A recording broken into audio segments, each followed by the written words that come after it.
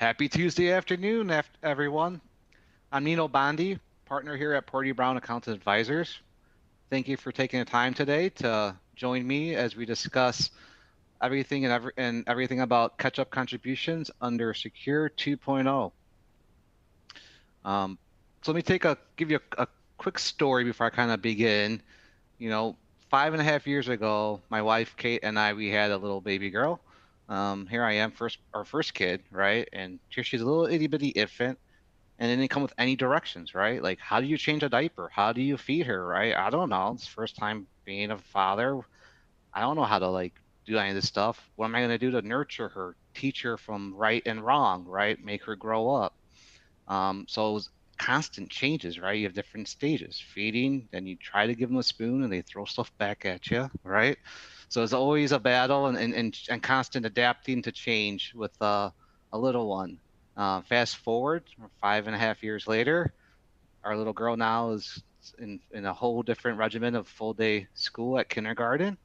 And with her, she has all this anxiety about change. Like, oh, what am I going to be doing? What's going to happen to me? So my wife and I both communicated to her what to expect day in and day out.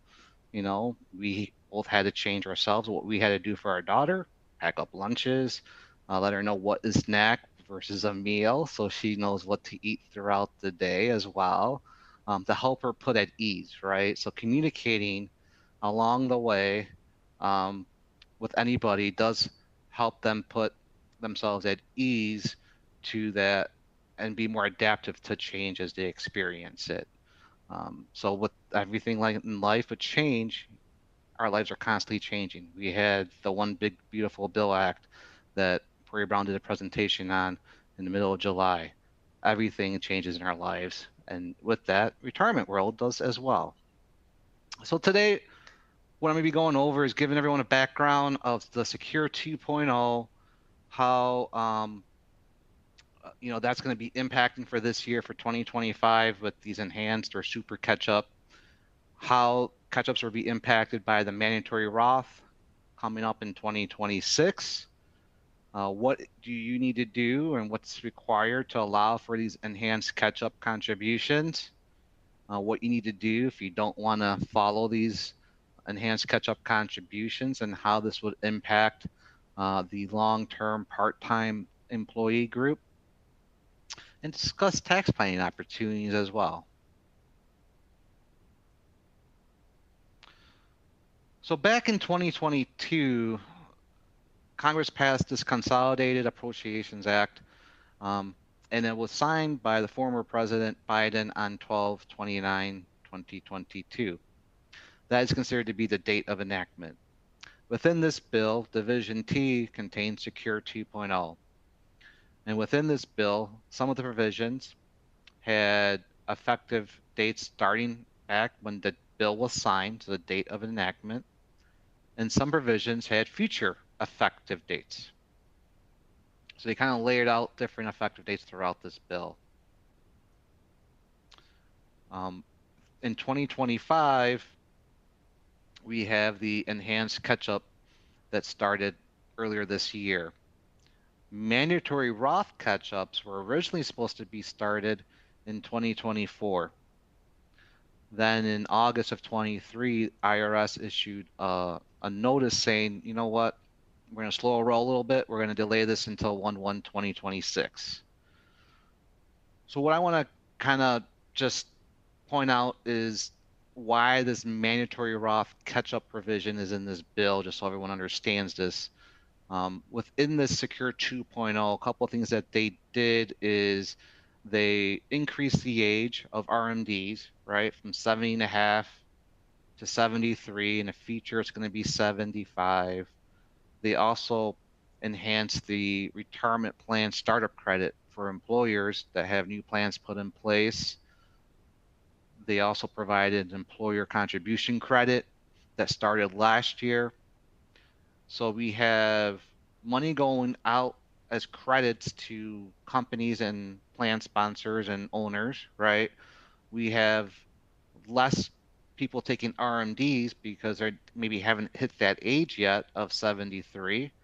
So the government's not collecting income. So one way they had to balance out this bill was to accelerate taxes. Well, what better way in their minds to accelerate taxes is by forcing people to do Roth catch-up contributions. Just as a quick refresher for people that maybe are unaware of this is we have pre-tax traditional deferrals. Those are basically you're getting a tax benefit today when you make those contributions. The idea is those funds get invested, grow tax deferred, and then at retirement, you pull them out, and that's when you pay the taxes on it. The idea behind that is when you're at retirement, you hope to be at a lower tax bracket then than you are now, and that's why you want to get the tax savings today. Roth contributions is there's no tax benefit today, so you're going to be paying the taxes today on that, those deferrals or those catch-up contributions. That money grows tax deferred, and then at retirement, whatever you pull out from that Roth account is completely tax-free. So that's the reason that they're doing this mandatory Roth, is to help accelerate payment of taxes for individuals to help balance out the inflows. So for 2025, Section 109 of Secure 2.0 discusses the enhanced catch-ups. Once again, enhanced catch-ups is the same as, the terminology, the super catch-up that you've been hearing. It's all the same thing. And what it does is it increased the catch-up contribution amount for individuals that are ages 60, 61, 62, and 63. The way it's calculated is it's 150% of the current catch-up limit. So for 2025, our current catch-up limit is 7,500. 150% of that gets us to 11,250, which is the enhanced catch-up limit or the super catch-up limit for 2025. And every year as the deferral limits and catch-up limits get adjusted for the cost of living increases, this will also get adjusted as well in future years. So what this benefit does is it provides an additional 3,750 of potential deferrals that someone can make if their age is 60, 61, 62, or 63 in 2025. If you're 63 to start 2025 but end up turning 64, you can't do it. You have to be within that age group in the year to qualify for making these types of contributions. This also applies to not only 401k plans, but for 403b plans and 457b plans as well.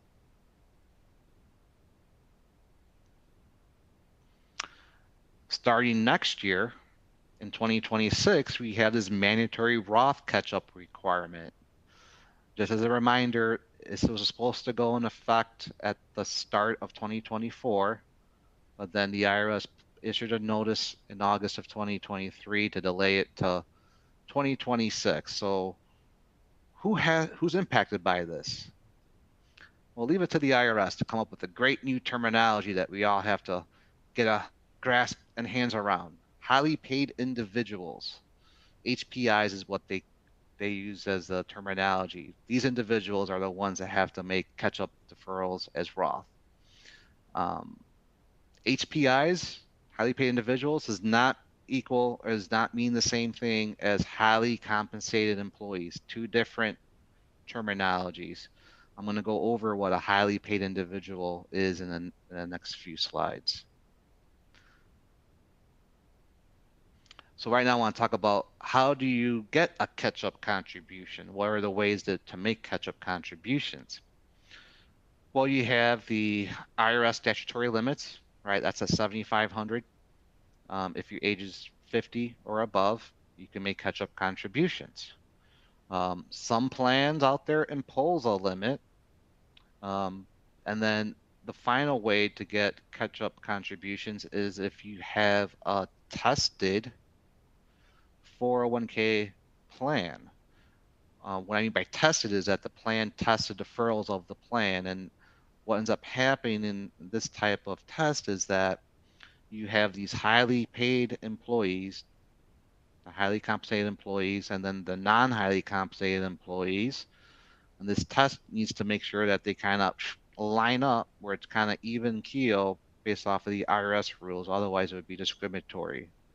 So one option in these tests to bring down the highly compensated group closer to the non-highly compensated group is to reclassify contributions as catch-up contributions.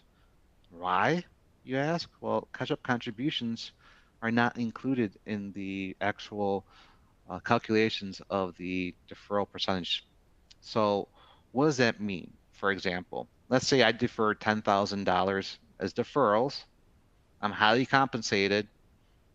The year finishes, the plan's tested. The test says, all right, one way to bring down the test of or the rate group deferral rate group of the highlies is to um, recategorize some of my deferrals as catch-ups. Well, it says that $5,000 should be recategorized as catch-up. That would not give me a refund, so I'm not paying any taxes, and it will help pass the test for the plan, and the IRS would not view this as being discriminatory.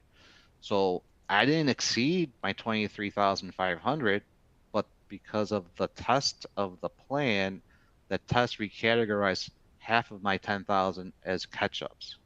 So that's another way of getting catch-up contributions in the plan.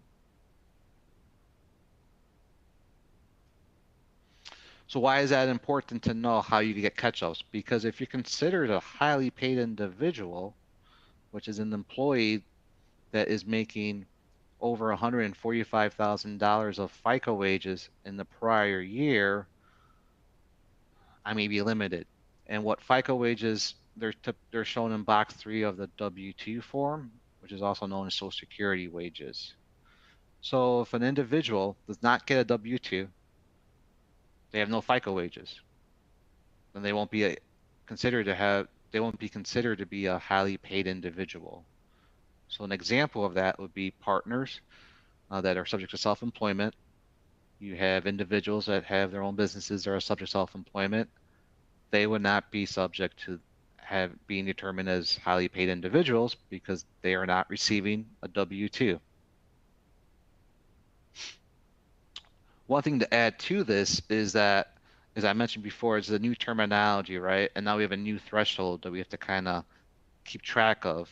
So as I mentioned, a highly paid individual is not the same as a highly compensated employee.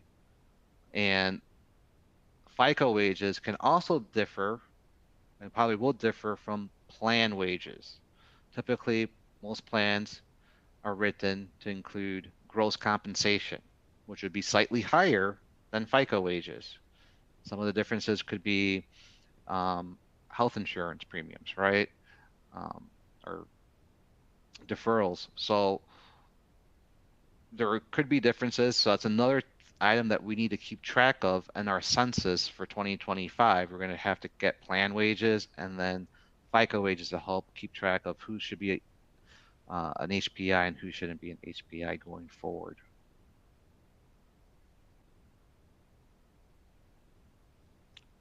So what is a highly paid individual? Determined based off of the employer's payroll. So basically this HPI is determined just from their payroll from this one employer that they're working at. If you hire someone from someone unrelated employer, doesn't matter. You don't include that information. It's just from day one of when they started working for you or at this place that has a 401k plan, that's the compensation that's taken into account. What ends up happening, that could happen for high income earners or people that change jobs mid-year, is that they may be able to get away to not be considered a HPI for a period of time. And the reason they might be able to do that is there's currently no requirement to prorate the 145 limit throughout the year. And the highly paid individual status is determined by employer, and even in controlled groups. So here's a couple examples. We have Enza, who is making 155,000 in FICA wages. in this year in 2025. For next year, 2026, Enza would be considered a highly paid individual. And if she is 50 or older, she would have to do the mandatory Roth catch-ups. Let's take a look at Vital. Vital was hired in October of 2026 with an annual salary of $300,000. If we prorate that 300,000 for 2026, his wages for 2026 would be 75,000, and then his wages for 27 would be the full 300,000. So looking at these facts, well, Vito, since his wages were zero in 2025, he would not be a HPI for 2026 since he did not work there. For 27, since his wages in 26 were $75,000, which is below the 145 limit, he won't be considered an HPI for 26. I'm sorry, for 27, but for 28, he will be. Since 27, he had an excess of 145. He actually had 300,000. So for 28, if he is 50 or older, he would have to do mandatory Roth catch-ups.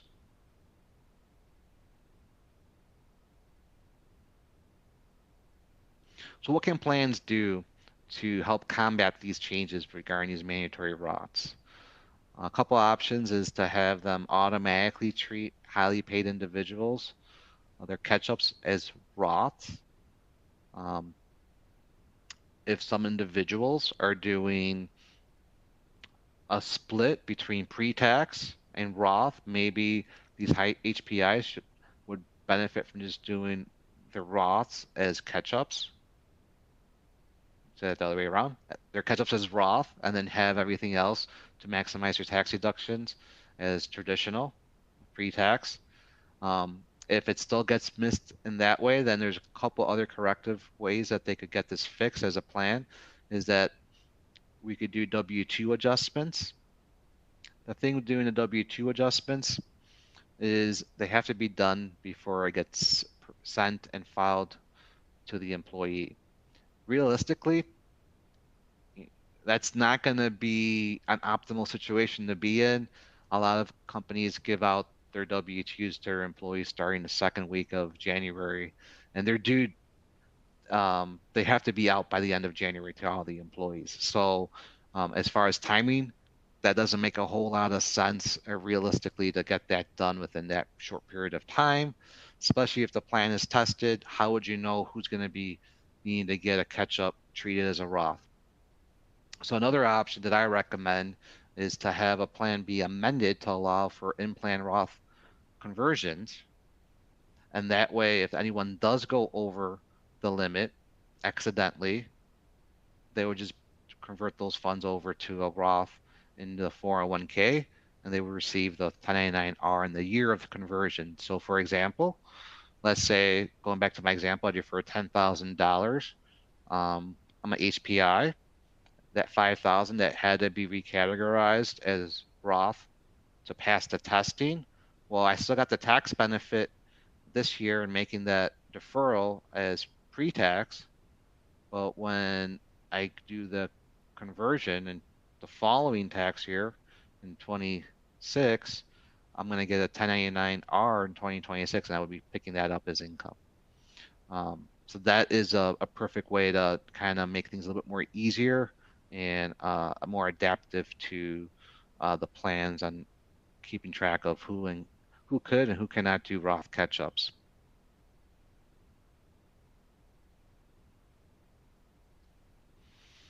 So do all 401k plans with catch-up contributions have to add Roth? You don't have to add a Roth feature to your plan. But if you don't, then only non-highly paid individuals can make catch-up contributions. That means that the plan sponsor then needs to monitor the payroll for the HPIs throughout the year and cut them off before they hit that limit. And if the ADP test, which is a testing of deferrals, fails, then the only solution would be to get refunds to those individuals in order to pass testing. You can't just recategorize them as catch-ups. So what you're doing by not allowing this is, in effect, you're treating HPIs as that they can't put away catch-up contributions to the plan. So to allow catch-ups for the HPIs, everyone should be available to do Roth contributions. More and more plans I see are allowing this over the last 10 years. I've seen more and more people have this feature in their plans. The way we've written plans for many years, we've always had that feature available. It doesn't hurt anything and gives flexibility to the employees on what they want to do. So what's required for the enhanced catch-up? Where the proposed regulations make it clear that the plan sponsor automatically gets these new limits only if their current 401k plan allows for catch-ups. Not every 401k plan allows for catch-ups, but if they do, they get these automatically. If the plan does not allow for catch-up contributions, then they would need to make an amendment to their plan to add that feature to their plan. The other thing that we noticed some plan sponsors needed to do is kind of check in with their payroll providers. The payroll providers need some time to update their systems to allow for this enhanced contribution. So it might be a checkbox or some type of box that needs to be selected on your payroll provider for them to allow for this. And then on the investment side of things, we've seen some record keeper investment companies asking for their own paperwork to be filled out, that you're basically notifying the investment companies saying you're going to be adhering to the Secure 2.0 enhanced super catch-up limits for the plan. So what do you do if you don't want to choose these enhanced catch-up limits? If you don't want to allow your plan to have these additional limits, then a plan amendment is required to elect out of it. And that should be done by the end of this year if you don't want to follow these additional catch-up contribution limits. I don't see the harm in allowing them. I can't think of a reason why you wouldn't want to currently. So long-term part-time employees, we've discussed this in the past as well, but as a refresher real quick, these are employees that typically aren't going to be included as a eligible participant, maybe because they didn't satisfy your eligibility requirements for the plan.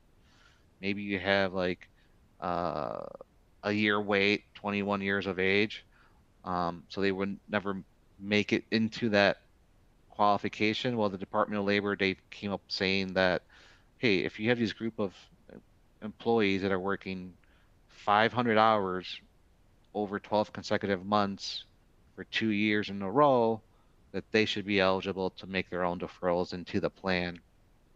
And the plan can choose not to give them any type of employer match or employer contributions. The plan can choose to keep them carved out and excluded from any type of discrimination testing. And if you do that, you can also exclude them from all these mandatory Roth catch-up rules and enhanced catch-up rules as well. Why? That's one last moving part that we have to keep track of. So they're trying to make things a little bit more simpler for everyone by doing that.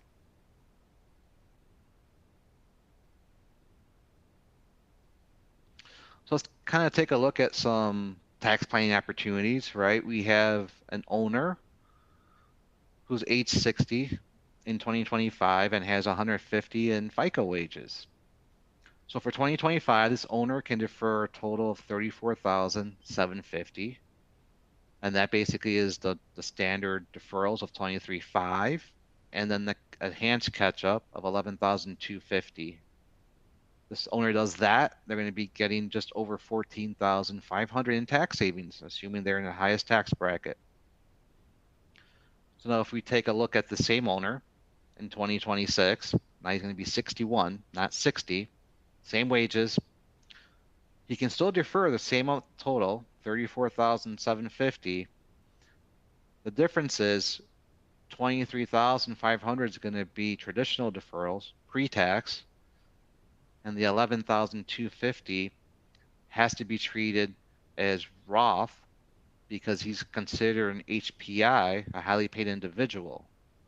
So he's not getting any tax savings today on those Roth catch-up contributions. So his total tax savings in 26 went down to $9,800 approximately. So this owner lost almost $4,700 of tax savings from one year to the next, and nothing else changed, right? That's just the only thing changed was these rules.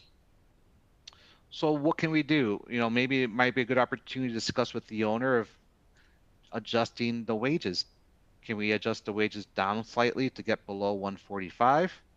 That way we could add back, or not add back, but that way he won't be subject to be considered a highly paid individual for 2026. That will allow them to get more tax savings. The other thing too, in the middle there, for 2026, if it stays that way, then 2027 is going to have the same problem. Still will be considered a highly paid individual as well on HPI. So it's good to have these discussions with, your tax professionals. If you don't have one, feel free to reach out to myself or anyone here at Porte Brown. I'd be happy to walk you through that. Other things that highly paid individual participants can do is they could maybe see if it makes sense to do everything Roth, right, versus pre-tax.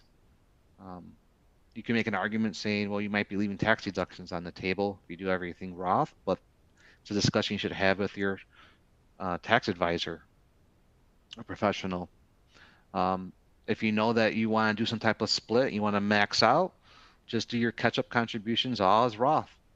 Do your 7,500 or 11,250 as Roth, and then you don't have to worry about, if you met the threshold or not. Or you could just do everything as you've been doing, and if things need to be recategorized from a test, then you just pick it up and then come the following year off a 1099-R.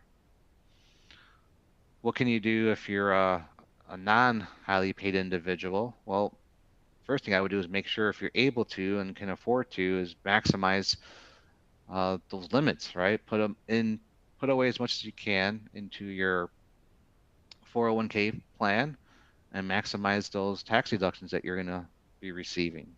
So it's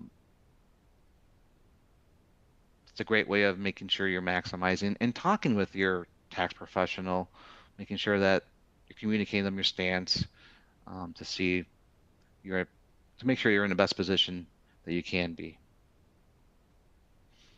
So today I went over, a background of Secure 2.0.